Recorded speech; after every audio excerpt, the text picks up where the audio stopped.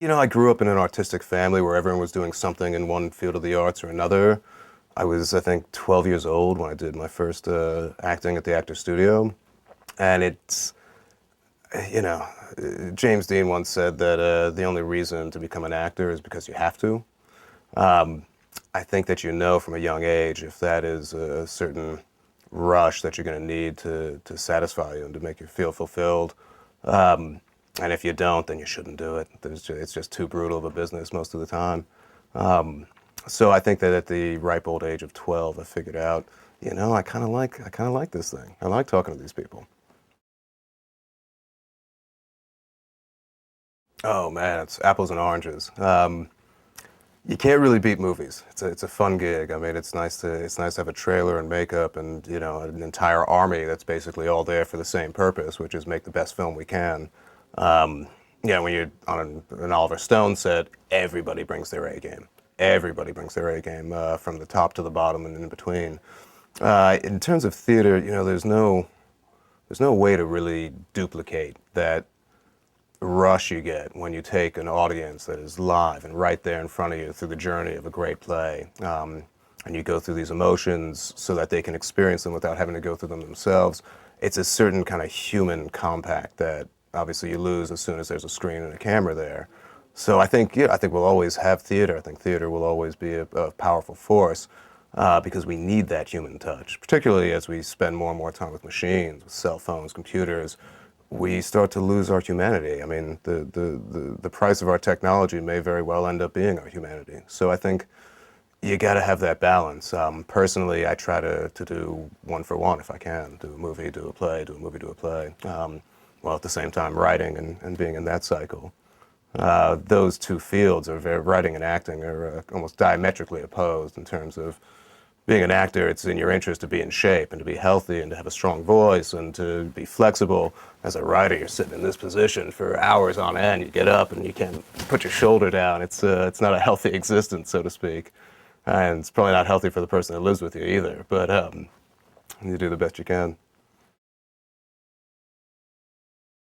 I'm probably most proud of the plays that I've written, just because as the playwright, you're God. You get to do everything. You don't make any money hardly at all, but you really get to kind of control the scene. As a screenwriter, you're the towel boy in the whorehouse. I mean, you're lucky if you're invited to set. It's kind of like here's the blueprint, go. And that's there's been some debate as to whether or not a film should be by the director or by the screenwriter or by both. Screenwriter lost out on that. Directors win.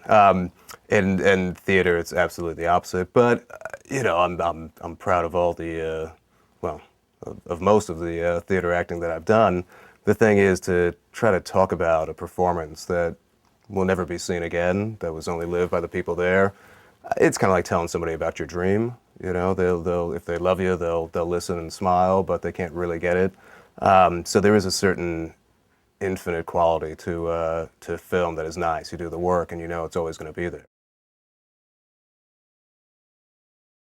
I love telling stories, and as long as I can make my living doing that in all the different mediums that I have been lucky enough to, that's enough for me.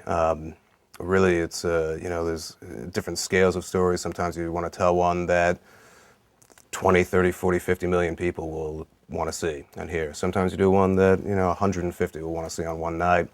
Uh, as long as you're telling the right story for the right audience and they're getting something out of it, it's essentially the same feeling to me. Obviously, there's the economic necessity of paying your bills, and how do you do that?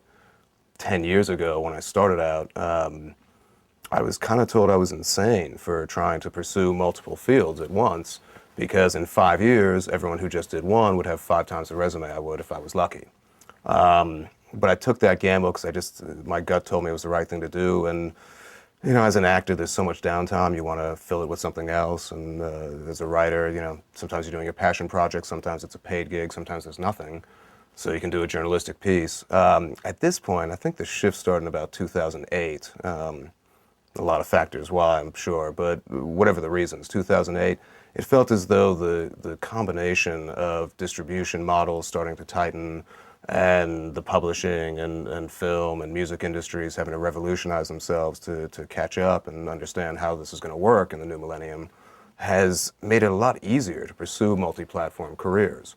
It's much easier to hire one person who can do 3 or 4 different things than one specialist in that field, which, as I think about the college graduating classes and high school classes that are coming up now, they're in a unique position. I mean, they're entering one of the toughest economies of all time.